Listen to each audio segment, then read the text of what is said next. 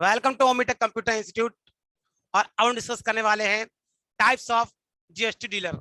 मतलब कि अगर हम बात करें जीएसटी के बाद, अगर हम बात करें टाइप्स ऑफ बायर और टाइप सप्लायर की, तो कितने टाइप के होते हैं। तो देखिए, जीएसटी आने के बाद हमने सप्लायर को या बायर को चार अलग कैटेगरी में डिवाइड कर दिया, जिसे हमने चार अलग कैटेगरी डिवाइड कर दिया, जिसमें कि एक कैटेगरी है जिसे हम कहते हैं विद जीएसटी नंबर।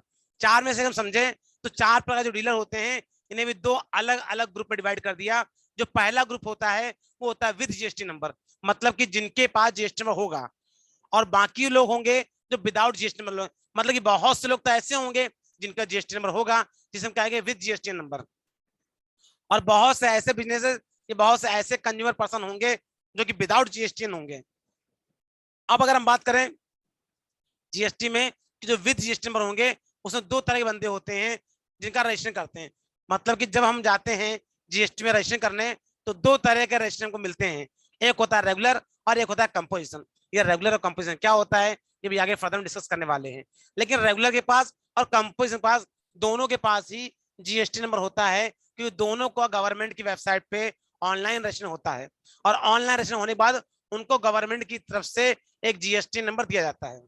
अगर बात करें विदाउट जीएसटी नंबर की, तो विदाउट जीएसटी में दो टाइप के लोग होते हैं। एक तो अनरजिस्टर्ड व्यापारी, जिसे कहते हैं अनरजिस्टर्ड। जैसा कि मालूम है कि 40 लाख के ऊपर जीएसटी का रजिस्ट्रेशन कराना मैंडेटरी है।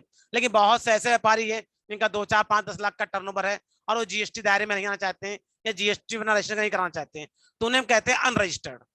और हम बात करें दूसरा, तो उसे कहते हैं कंज्यूमर, जो उपभोक्ता होता है। अब ऐसा तो नहीं है कि कंज्यूमर है उसको जीएसटी लेना मैंडेटरी है। अब कंज्यूमर के पास तो जीएसटी नंबर नहीं होगा ना, लेकिन गुड्स तो हम सबको सप्लाई करेंगे। गुड्स तो हम, चाहे कंज्यूमर हो चाहे व्यापारी हो, हर किसी को बेचते हैं।